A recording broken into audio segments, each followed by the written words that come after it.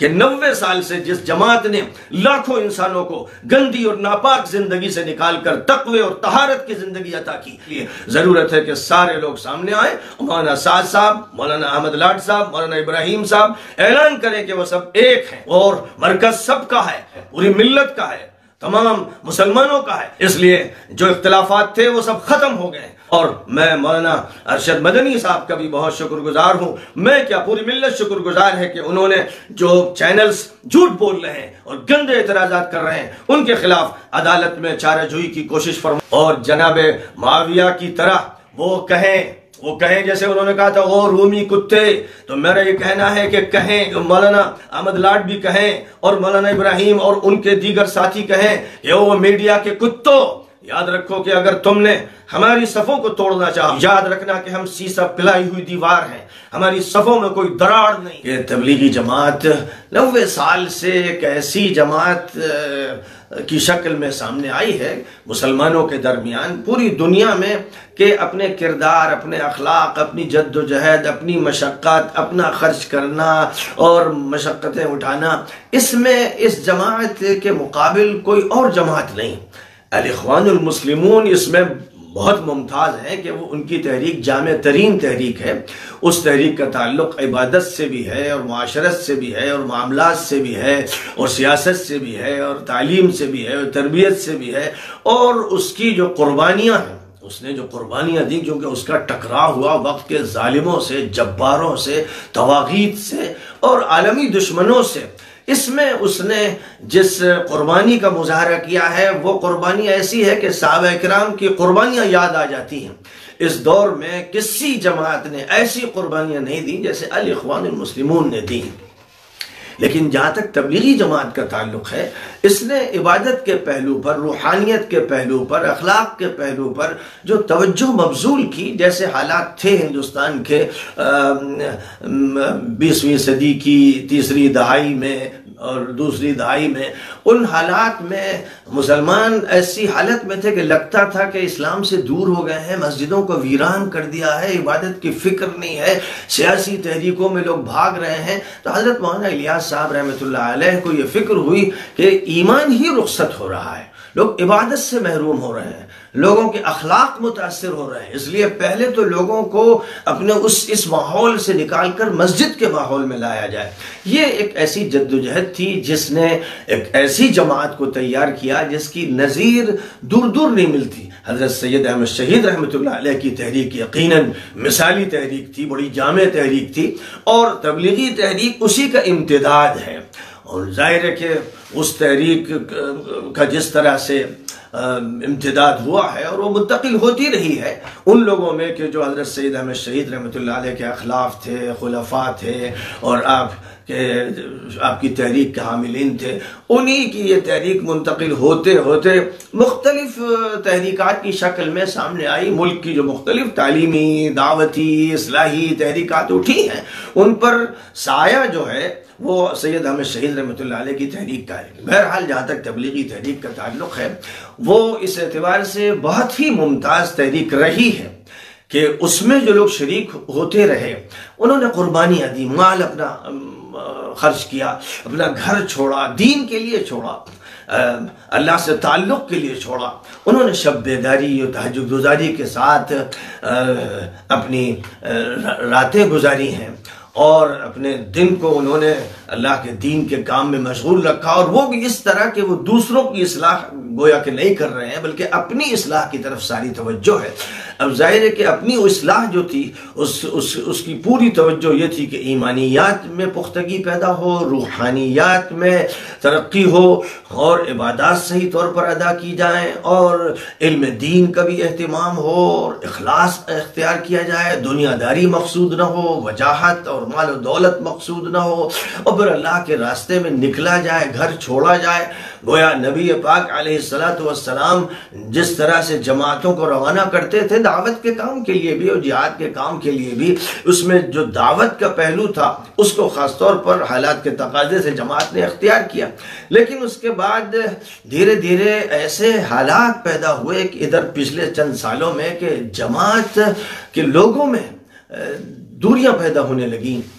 دلوں میں کینے پیدا ہونے لگے، ایک دوسرے کے مخالف جذبات بھڑکنے لگے، اور رائے کا اختلاف ناقابل برداشت ہونے لگا، جس کے نتیجے میں جماعت کے دو ٹکڑے ہو گئے۔ ایک وہ ٹکڑا جس کا مرکز نظام الدین سے تعلق ہے، ایک وہ ٹکڑا جس کو شورائی جماعت کہا جاتا ہے کہ ان کا اصرار یہ رہا کہ شورا ہونا چاہیے۔ بہرحال یہ واقعہ پیش آیا، اور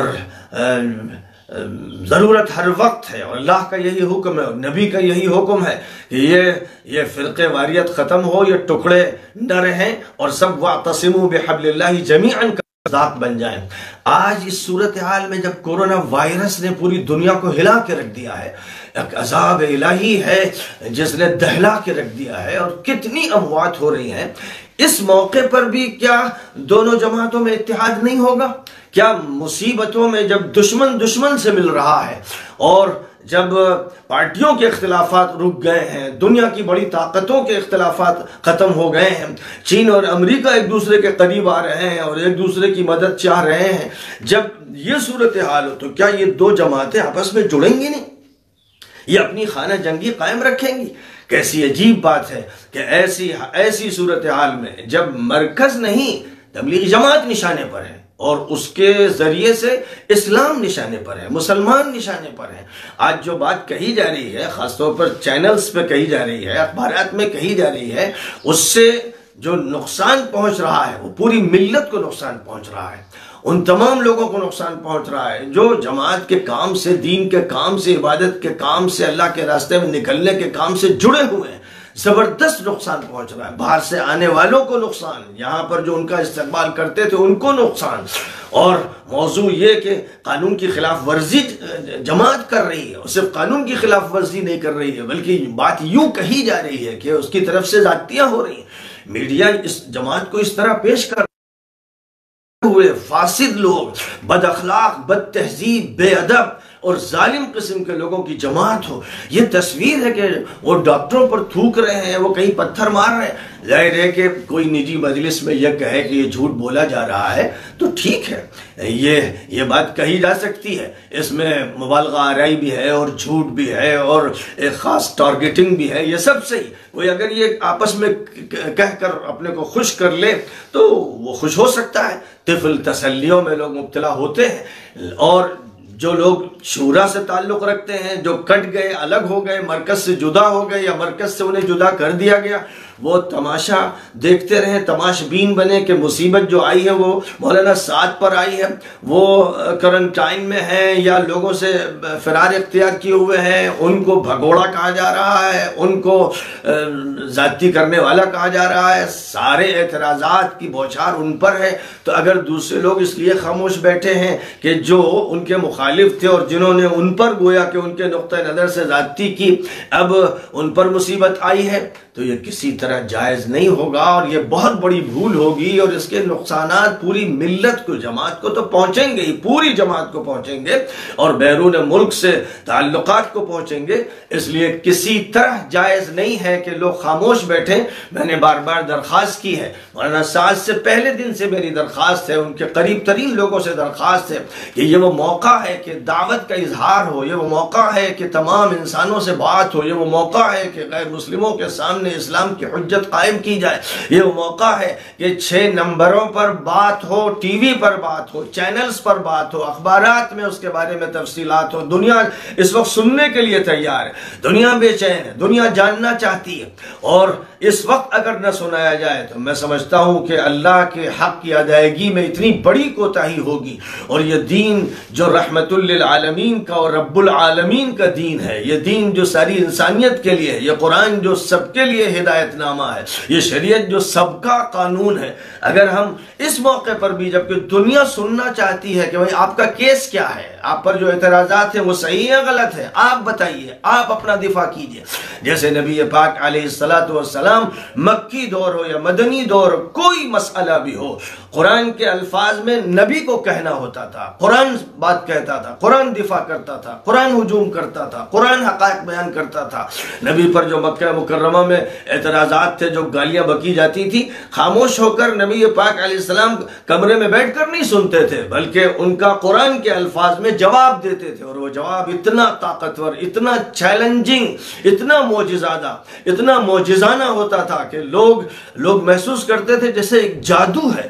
جو ان کے دلوں کو چھیدتا چلا جا رہا ہے۔ قرآن پاک میں جہاں یہ کہا گیا ہے وَقَالَ الَّذِينَ كَفَرُوا لَا تَسْمَعُوا لِهَذَا الْقُرْآنِ وَالْغَوْا فِيهِ لَعَلَّكُمْ تَغْلِبُونَ، جب کافر و منکر یہ کہتے تھے کہ اس قرآن کو مت سنو، بلکہ غل غپاڑا مچاؤ، شور مچاؤ، کانوں میں آواز نہ پڑے تاکہ تم غالب آ جاؤ، یعنی وہ یہ سمجھتے تھے کہ ہم اس طرح غالب آئیں گے، اور قرآن ڈنکے کی چوٹ پر اپنے حقائق بیان کرتا تھا۔ یہ نبوی، انبیائی، ربانی منہج ہے۔ یہ قرآن اپنے معجزے کو واضح کرتا ہے۔ اسلام معجزہ ہے، قرآن معجزہ ہے، اور اللہ کی طرف سے جو حقائق ہیں وہ معجزہ ہیں۔ اس لیے جب ان کو بیان کیا جائے گا تو وہ اثر ہوگا جو حضرت موسیٰ کی لاٹھی کا اثر ہوا، ید بیضا کا اثر ہوا، حضرت صالح کی اونٹنی کا جو اثر ہوا، حضرت عیسیٰ کے دم کا، دم عیسیٰ کا جو اثر ہوا۔ یہ ربانی اور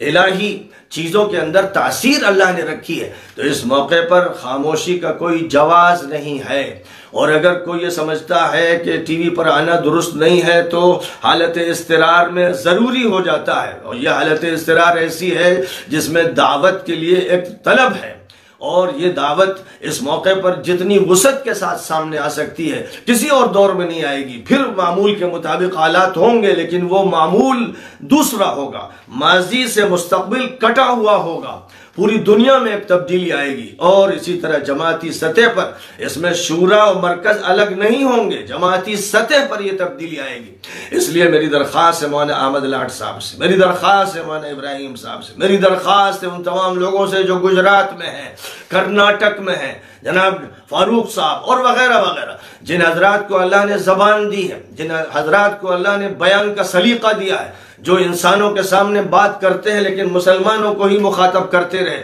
یہ وہ موقع ہے کہ پوری قوم سننے کے لیے تیار ہے، اور وہ سنے گی۔ اور مولانا سعد کا جہاں تک تعلق ہے، ان کو تو الزامات میں کے گھیرے میں لایا گیا ہے، لیکن اگر اس وقت چینل پر مولانا احمد لاٹ آئیں گے یا مولانا ابراہیم یا ان کے دیگر حضرات آئیں گے تو پورا ملک 130 کروڑ لوگ ان کی بات سنیں گے، کیونکہ ان پر کوئی الزام نہیں ہے۔ ان کے بارے میں یہ بات کہی بھی جا رہی ہے کہ انہوں نے اپنے مرکز کو پہلے ہی سے بند کر دیا تھا۔ اس اعتبار سے یہ ان کا مثبت پہلو ہے، اس مثبت پہلو سے فائدہ اٹھائیں، اور اس وقت ان کو چاہیے کہ مولانا سعد سے اختلافات ختم کریں، مولانا سعد کو چاہیے کہ ان سے اختلافات ختم کریں، سب مل کر متحد ہو کر جماعت کو، اسلام کو، دین کو، ملت کو بچانے کے لیے کاندھے سے کاندھا ملا لیں، دل سے دل ملا لیں، دماغ سے دماغ ملا لیں، اور وہ سب حضرات یہ سمجھیں مرکز ہمارا ہے، یہ نہیں کہ صرف فیض الہی مسجد ہمارے لیے ہے، اس بات کو بھول جائیں، اور جناب معاویہ کی طرح وہ کہیں جیسے انہوں نے کہا تھا وہ رومی کتے، تو میرا یہ کہنا ہے کہ کہیں، مولانا اسماعیل، مولانا احمد لاٹ بھی کہیں، اور مولانا ابراہیم اور ان کے دیگر ساتھی کہیں کہ وہ میڈیا کے کتوں، یاد رکھو کہ اگر تم نے ہماری صفوں کو توڑنا چاہا، ہمیں بدنام کرنا چاہا، تم نے اگر چاہا کہ تم ہمیں ذلیل کر دو اور تم ملک میں خانہ جنگی کی کیفیت پیدا کرو، تو یاد رکھنا کہ ہم سیسا پلائی ہوئی دیوار ہیں، ہماری صفوں میں کوئی دراڑ نہیں ہے، ہم سب ایک ہیں، یکجان دو قالب ہیں۔ یہ بات اس وقت پوری قوت کے ساتھ سامنے آنی چاہیے۔ میں عاجزانہ درخواست کر رہا ہوں، میں ملتمسانہ طور پر عرض کر رہا ہوں، بار بار میں دوہرا چکا ہوں، مجھے ڈر ہے کہ خدا نہ خواستہ اگر یہ موقف اختیار نہ کیا گیا، اور اگر ہمارے وہ بزرگ پھر مرکز واپس نہ آئے، اگر خدا نہ خواستہ مولانا صاحب پر ایسے چارجز لگا دیے گئے کہ ان کے لیے کام کرنے میں کچھ دشواریاں ہوئیں، تو مرکز سب کا ہے، پوری ملت کا ہے، تمام مسلمانوں کا ہے۔ اس لیے میں کہوں گا مولانا احمد لاٹ سے، مولانا ابراہیم سے کہ آپ بھاگتے ہوئے مرکز آئیے۔ ابھی ظاہر ہے لاک ڈاؤن ہے، لیکن لاک ڈاؤن ختم ہوگا، آپ مرکز آئیے، مرکز کو سنبھالیے، اس لیے نہیں کہ آپ غالب آ گئے ہیں، بلکہ اس لیے کہ مولانا سعد کو اس کی ضرورت ہے، علماء کو ضرورت ہے، ملت کو ضرورت ہے، اور آپ کام کو سنبھالیے، اور ساتھ ساتھ یہ کہیے کہ جہاں پر ضرورت تھی طبی ہدایات پر عمل کی، حکومتی ہدایات پر عمل کی، تو ہم نے وہ عمل کیا، اور اگر غلطی ہوئی مولانا سعد سے تو غلطی بہرحال ایسی ہوتی جس کی اصلاح کی جاتی ہے۔ غلطی کو پیچھے چھوڑ کر آدمی اچھائی کی طرف اور خیر کی طرف آگے بڑھتا ہے۔ اس لیے میں جانتا ہوں کہ مسائل انشاءاللہ دیر سویر حل ہوں گے، اور جو جھوٹے مفتری، جو مکر و فریب کے بنے ہوئے لوگ اپنی گندی زبانوں سے اس وقت حق کے خلاف، دین کے خلاف، ملت کے خلاف بات کر رہے ہیں، فلاں نے یہ کیا، میرا یہ کہنا ہے کہ جس نے تھوکا کسی کے اوپر اس کو سب کے سامنے لایا جائے، یہ ثبوت کے ساتھ کہ واقعی یہ اس نے کیا۔ جس نے کسی کو ڈھیلا مارا اس کو سب کے سامنے لایا جائے، دکھایا جائے کہ یہ ہے وہ شخص۔ کوئی بات مجمل اور مبہم اور صرف بدنام کرنے کے لیے نہیں چلنے دی جائے گی، وہ ان افراد کو لایا جائے۔ پھر اس کے بعد اگر ثابت ہو جاتا ہے عدالت میں کہ ان کی طرف سے کوئی ایسی زیادتی ہوئی ہے تو جو فیصلہ عدالت کرے گی وہ ان کے خلاف وہ فیصلہ قانونی ہوگا، دستوری ہوگا، درست ہوگا۔ لیکن صرف ایک آدھ دو چار واقعات کا تذکرہ کر کے کوشش یہ کرنا کہ 90 سال سے جس جماعت نے لاکھوں انسانوں کو گندی اور ناپاک زندگی سے نکال کر تقوی اور طہارت کی زندگی عطا کی اور بگڑے ہوئے ماحول سے نکال کر مسجدوں کے روحانی، دینی اور ایمانی ماحول میں منتقل کیا، اس کو نشانہ اور ٹارگٹ بنا کر کام کو، اس ملت کے کام کو، دعوت کے کام کو، ایمانیات کے کام کو نقصان پہنچایا جائے، ان کو معلوم ہو جانا چاہیے کہ اس معاملے میں پوری ملت متفق ہے۔ میں نے مولانا توقیر رضا صاحب کا بیان سنا، میں نے فلاں شیخ قادری کا بیان سنا، میں نے سنا کہ ان سب نے اتحاد کا اظہار کیا۔ اس موقع پر انہوں نے آپس کے اختلافات کو موقع نہیں دیا، اور میں مولانا ارشد مدنی صاحب کا بھی بہت شکر گزار ہوں، میں کیا پوری ملت شکر گزار ہے کہ انہوں نے جو چینلز جھوٹ بول رہے ہیں اور گندے اعتراضات کر رہے ہیں ان کے خلاف عدالت میں چارہ جوئی کی کوشش فرمائی اور اس کا اظہار کیا، اعلان کیا۔ اور باوجود اس کے کہ دیوبند کو مولانا سعد سے اختلافات ہوئے اور فتویٰ بھی ہوا، مولانا ارشد صاحب کو بھی اختلاف ہوا، لیکن ان تمام اختلافات کو فراموش کر اس وقت دیوبند ہو یا ندوہ ہو یا مظاہر ہو یا علماء ہو، اور یہاں تک کہ جو بریلوی کہلاتے ہیں، دیوبندی کہلاتے ہیں اور دیگر حلقوں کے، سب اس وقت پورے اتفاق کے ساتھ اس محاذ پر کھڑے ہوئے ہیں کہ ہم ملت کو اور امت کو، دعوت کو اور دین کی تبلیغ کو نقصان نہیں پہنچنے دیں گے، اور جو باتیں غلط ہیں سو غلط ہیں۔ اگر غلطی بھی کسی سے ہوئی ہے تو اس غلطی کی اصلاح ہونی ہے، اس غلطی کی تشہیر کر کے، صرف بدنام کر کے دلوں کی بھڑاس نکالنا، اور جو ایجنڈے ہیں، خفیہ ایجنڈے ہیں جو پڑھے لکھے لوگوں کو معلوم ہے، ان کی طرف لے کر جانا اور ملک میں افراتفری اور بد امنی اور خانہ جنگی کی کیفیت پیدا کرنا، یہ سب سے بدترین جرم ہے۔ اگر 4 لوگوں نے جرم کیا ہے تو اس کو 4000 اور 4 لاکھ اور 4 کروڑ پر مسلط کرنا، یہ ایسی گندی بدترین بدنیتی ہے، اور یہ وہ کام ہے جو بچھو اور سانپ اور بھیڑیے کرتے ہیں۔ لہذا اس سے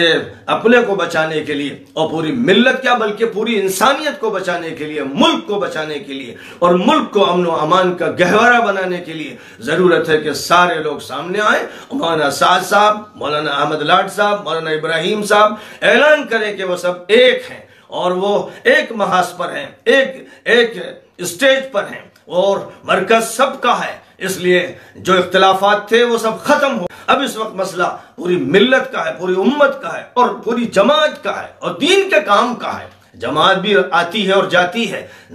ہو سکتا ہے کوئی جماعت رہے اور آئندہ نہ رہے، لیکن یہ دین رہے گا، تا قیامت رہے گا، سربلند رہے گا، غالب رہے گا۔ اس لیے اس دین کی خاطر لوگوں کو خاموش نہیں رہنا چاہیے۔ میڈیا میں آئیے، آپ اخبار میں کہیے، آپ ٹی وی پر کہیے، آپ بیان کیجئے، اپنی بات کہیے جو اللہ کی بات سنائیے، پوری قوم سننے کے لیے تیار۔ بس اس وقت میں یہ پیغام دے رہا ہوں، امید کرتا ہوں کہ اس کا کوئی اچھا اور مثبت جواب ملے گا انشاءاللہ۔ ہر ویڈیو کی اپڈیٹ کے لیے اشاعت الاسلام کیرانہ یوٹیوب چینل کو سبسکرائب کریں۔ شکریہ۔